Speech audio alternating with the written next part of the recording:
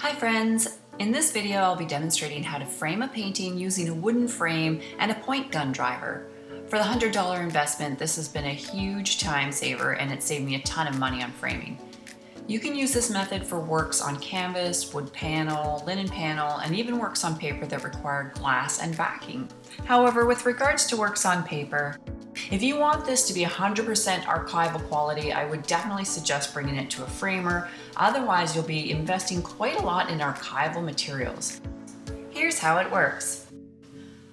Functioning exactly like a heavy-duty stapler, a point driver or tab gun driver drives flexible points into the wooden or MDF frames to hold glass, backing, and artwork securely in position. Points are driven parallel to the backing, leaving approximately 1/8 of an inch of space, just enough to hold securely without causing damage. In this video, I'll be using flex points. Once inserted, these pins can be bent back, allowing you to change the artwork up. That said, this method also works well for mounting work permanently, which I will be demonstrating.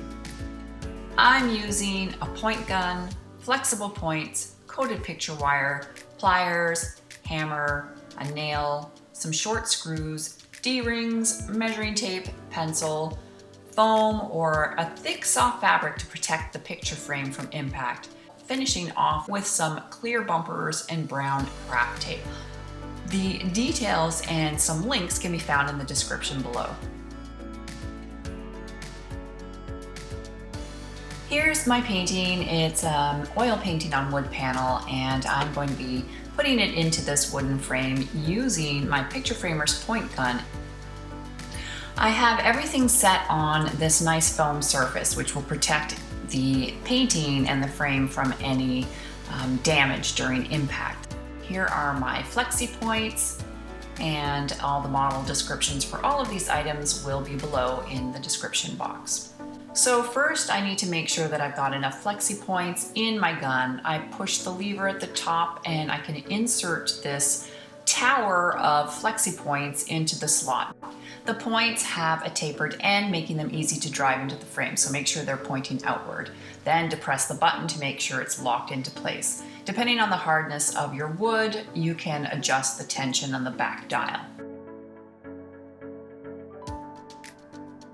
So I've got my picture frame ready to go, and ideally you want to have your painting about 1/8 of an inch sitting below the surface of the rabbet or the inside of the frame. Now, granted, mine is slightly higher than that, but I still have enough space to drive these points. All I have to do is depress the lever.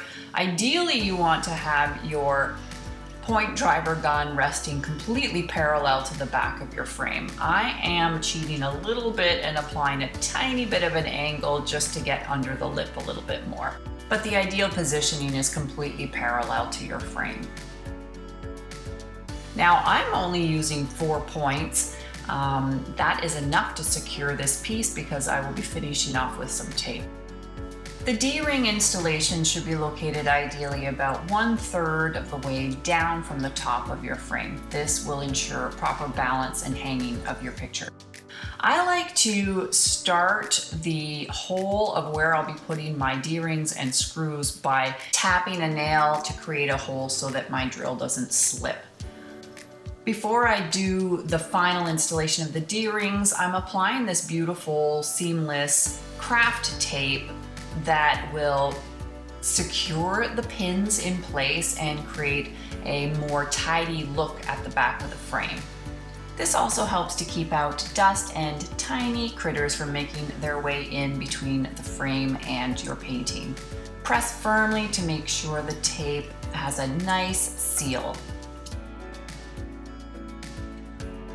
Don't forget to sign and date, if you like, the back of your frame in a permanent marker. Now all I'm going to do is just take a pencil and punch a hole where I can see my previous nail hole was created. Again, that little divot is going to make it a lot easier to screw in my D-rings, and it'll keep my drill from slipping, particularly important when you're dealing with soft materials like paper or works on canvas. Boom, that little D-ring slides into place perfectly. Make sure, of course, you're using screws that are long enough that they are secure into the back of the frame structure, but not too long that it punctures your artwork.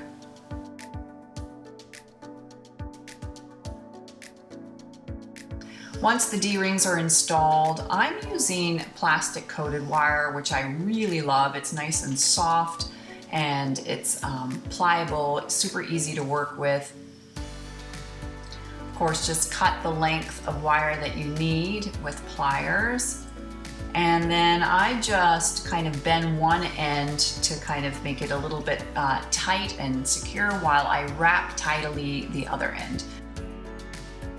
So I just go up and over and create a nice tight coil. A nice finishing touch is to apply clear bumpers to the bottom outside corners behind your artwork. This will ensure that the artwork doesn't scuff the wall and remains balanced during the hanging.